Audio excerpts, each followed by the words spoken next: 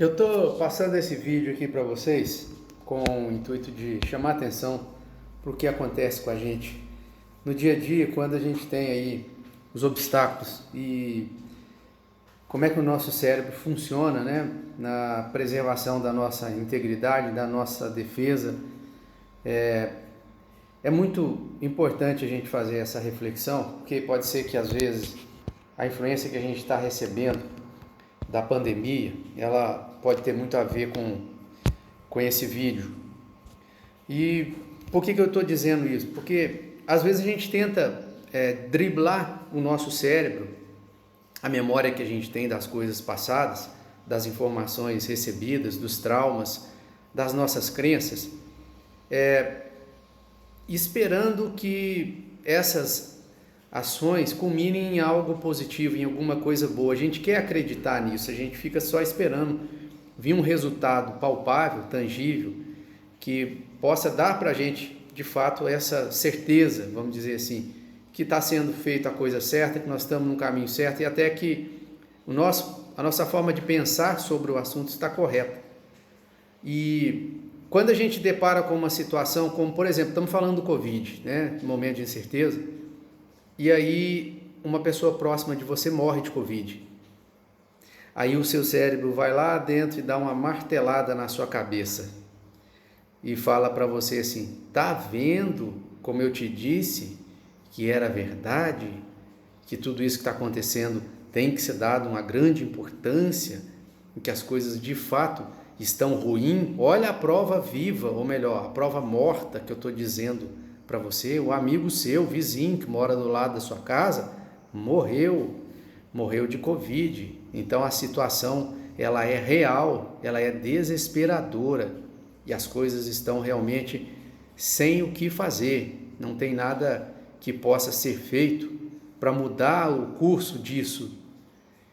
E a gente, quando tem um fato, e principalmente um fato muito próximo da gente, principalmente um fato que está conectado com uma emoção, o nosso cérebro, ele é muito incisivo em deixar claro para a gente que a gente precisa abrir mão de qualquer outra crença, de qualquer outra forma de enxergar diferente, qualquer possibilidade nova, ímpar, fora da caixa, de pensar em que alguma solução de fato possa fazer sentido na nossa vida. Então esse vídeo mostra o quê? Mostra uma criança pendurada numa corda a 30 centímetros do fundo da piscina e ele jamais se atreve a botar o pé na piscina para ver que ele não precisava estar passando aquele aperto, aquela dificuldade. Até que um adulto vai lá, pega o pé dele, põe no chão e aí ele vê que não está passando mais, não está correndo mais risco, acredita que está seguro e aí ele consegue voltar à calma. O que é interessante é que às vezes quem colocou essa crença na cabeça dessa criança pode ser, e na maioria das vezes é o mesmo adulto que foi lá e desvendou, trouxe a realidade, a verdade para aquela criança. Pode ter sido o adulto que lá no início fez esse bloqueio se tornar um verdadeiro vilão, né? Ou seja, um inferno na cabeça de uma criança com uma simples fala, como por exemplo: menino, desce daí, você vai cair daí, você vai morrer. E qual que é a intenção dessa fala? É preservar, preservacionismo, né? Olha, não se joga daí, porque se você se jogar daí, com certeza você vai ter uma decepção, você vai ter um problema muito grave, você vai machucar, vai doer, né? Ó, você lembra que dia que você caiu? Pois é, você cair dessa altura aqui vai ser 3 vezes pior. A intenção é preservacionismo, né? Cuidar da nossa integridade. Uma grande verdade vai desmascarar isso quando a gente botar o pé no chão, começar a caminhar para a fase adulta e começar a receber os atropelos da vida, que aí a gente vai falar: caramba, eu não caí de tão alto assim não, mas a dor que eu estou sentindo hoje está sendo muito, muito maior do que aquela que eu senti lá atrás, e ninguém me preparou para isso. Na realidade, não houve nenhuma preparação para isso.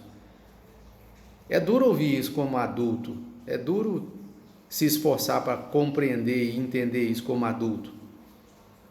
E muitas das vezes, quando os nossos pais tentam desesperadamente nos preservar, eles estão nos impedindo de criar uma estrutura para enfrentar as nossas quedas, ou melhor, para passar pelas nossas quedas sem nos tornar fragilizados, sem ter quebraduras, sem quebrar a nossa estrutura, sem nos fragilizar, porque nós não treinamos, nós não preparamos, nós não nos expomos a esse tipo de risco e de situação por uma questão preservacionista.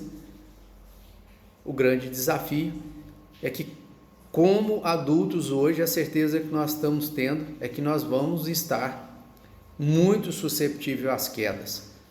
E se a gente não se preparou, se a gente não teve queda lá atrás, e não é só não ter queda, mas se a gente não teve queda e não ressignificou essa queda, não tirou aprendizado dessa queda, vai ser um trabalho muito duro, porque o adulto ele não tem condições de maturidade de lidar com os erros, de lidar com as quedas, de lidar com as perdas.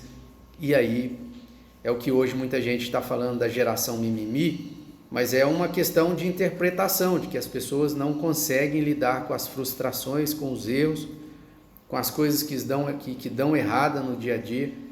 E muitas das vezes o erro está exatamente naquela imagem que nós vimos lá, mas é no sentido de que não se deixa passar por essas situações, porque se a gente for avaliar, por mais que seja traumático, e aí depois entra a possibilidade de ressignificar tudo isso, que é a segunda etapa depois da etapa do trauma, é a ressignificação para fazer esse trauma desaparecer. Aí entra o aprendizado, né, daquilo que você passou, para que você não passe de novo, mas que se precisar passar novamente, você compreenda o que aquilo significa para você e que você tenha por experimentação a solução para aquilo. Ou seja, se você de novo ficar numa condição igual àquela, na corda, tenso, sem saber o que está acontecendo, experimenta pôr o pé.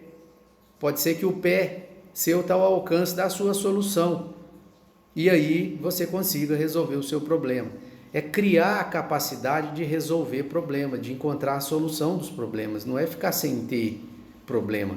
Não é possível. Na realidade, o que a gente tem observado, que as pessoas que triunfam do ponto de vista financeiro, as pessoas que triunfam com dinheiro, elas amam problemas e elas têm solução para os problemas que as outras pessoas não encontram. Por isso que elas ganham dinheiro, por isso que a hora trabalhada dessas pessoas ela é muito mais rentável, muito mais lucrativa do que a hora das pessoas que fazem as mesmas coisas que todo mundo faz. Porque na realidade a solução que você tem para o problema das pessoas é a solução que todo mundo do seu setor, do seu segmento também tem. E aí vira um leilão de hora. Não, quem cobrar a hora trabalhada mais barato, eu contrato. A grande perspectiva tá, só que aí as pessoas ficam tentando patinar e não saem do lugar porque as soluções são paliativas. Nós não somos hábeis em resolver problemas. Nós somos hábeis em tamponar sintomas. E nós que contratamos, nós quando contratamos, né, quando estamos na pessoa de quem contrata, nós também contratamos para tamponar sintomas. Nós não contratamos profissionais especialistas para resolver problemas, porque a hora trabalhada dele é mais cara. E aí, por um problema de escassez que nós temos essa dificuldade na interpretação, preferimos ficar passando a nossa vida tratando sintomas, né? Tratando sintomas. Então vira um ciclo vicioso. Então, fazendo uma analogia, para a gente sair com essa mensagem daqui de hoje com relação a esse vídeo que nós vimos no início. Tudo aquilo que te aflige, tudo aquilo que te traz medo, traz consigo a solução.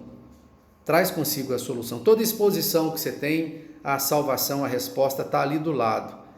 Se você não for tateando com o seu pé, com os seus pés, ou com as suas mãos, vagarosamente, de acordo com a capacidade sua de resistir, de enfrentar, você fica no mesmo lugar, do mesmo jeito, até que haja e exista a última gota de energia.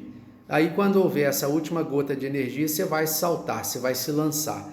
Mas enquanto houver uma única gota de energia, você vai ficar aguardando algo ser feito por você e você não vai dar o primeiro passo para fazer o que tem que ser feito.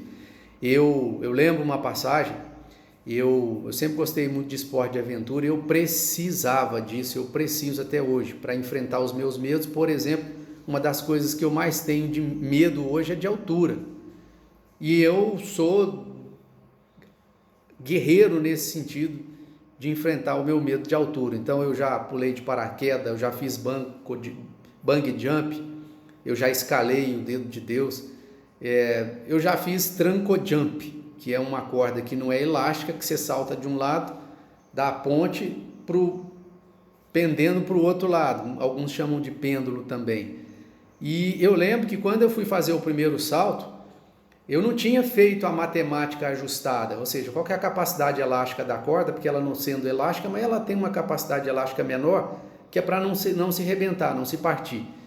E aí eu não sabia qual que era essa capacidade elástica da corda, então eu amarrei a corda de um lado da ponte, passei essa corda para o outro lado, fazendo um pêndulo, amarrei essa corda na minha cintura, e aí eu ia saltar, só que para isso acontecer eu tinha que medir a distância da corda e tentar imaginar a capacidade elástica dela para a hora que eu pendular eu não esborrachar lá embaixo no chão.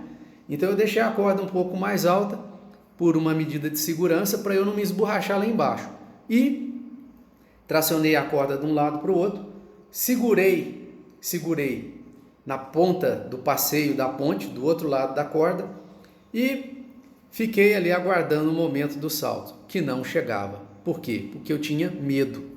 Ainda mais pelo desconhecido, que eu não sabia, primeiro, se a corda ia suportar, segundo, se a capacidade da elástica da corda ia permitir que eu fizesse o pêndulo sem esborrachar lá embaixo. Então era o primeiro salto, eu tinha muito medo, pela incerteza, pela falta de informação adequada, que eu não tinha o conhecimento matemático para isso, mas eu tinha a vontade de fazer. Mas eu fiquei de pendurado lá na ponte, até a última gota de energia. Então, na realidade, o primeiro salto eu não saltei. Eu segurei até cair. A hora que eu não dei conta de segurar mais na ponte, eu simplesmente me soltei e lancei meu corpo para trás e aí a corda me pendulou de um lado para o outro. Eu lembro que eu passei mais alto na ponte do lado de lá e aí o pessoal que estava, todo mundo bateu palma, enfim, foi uma algazarra e toda. Mas qual foi o preço que eu paguei disso? Eu fiz isso em cima de uma ponte que passava o trem de ferro lá embaixo. Não faça isso ouvindo esse vídeo, tá? Pelo amor de Deus. A não ser que você faça por alguém habilitado lá. Mas enfim. E aí, quando eu terminei de pendular, eu olho para frente e o que vinha? O trem de ferro, né? A locomotiva vinha.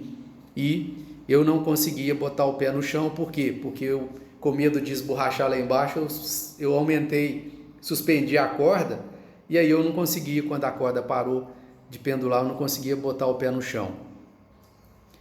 Qual a alternativa que eu tinha? Subir a corda, escalando ela com as mãos, né? Para chegar lá em cima para o trem poder passar, porque eu saltei exatamente no meio do trilho. E aí veio o preço. Como eu fiquei até acabar a última gota de energia segurando lá em cima na ponte para eu poder me lançar, me jogar, eu gastei toda a energia que eu tinha no braço.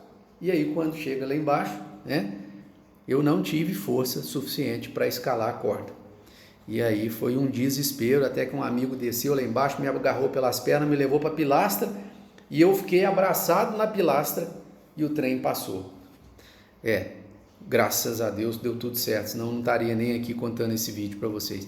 Mas o que eu quero dizer é que na maioria das vezes, enquanto há uma última gota de energia numa situação de desespero, o ser humano agarra naquilo que tem, que no caso do menino foi a corda, e não mexe um dedo sequer para encontrar a solução. Quantas vezes nós adultos estamos fazendo a mesma coisa que esse menino fez aí, e a solução está às vezes a 30 centímetros do nosso pé ou da nossa mão. Isso fica como reflexão para todos nós nesse momento de Covid que estamos vivendo e vencendo, né? Às vezes a solução dos nossos problemas está exatamente a 30 centímetros de onde nós estamos, mas é preciso esticar o pé ou esticar a mão para encontrar a solução. Espero que tenha feito sentido para você esse vídeo. Se inscreve aí, dá um likezinho para nós e compartilha com alguém que você entende que pode fazer a diferença.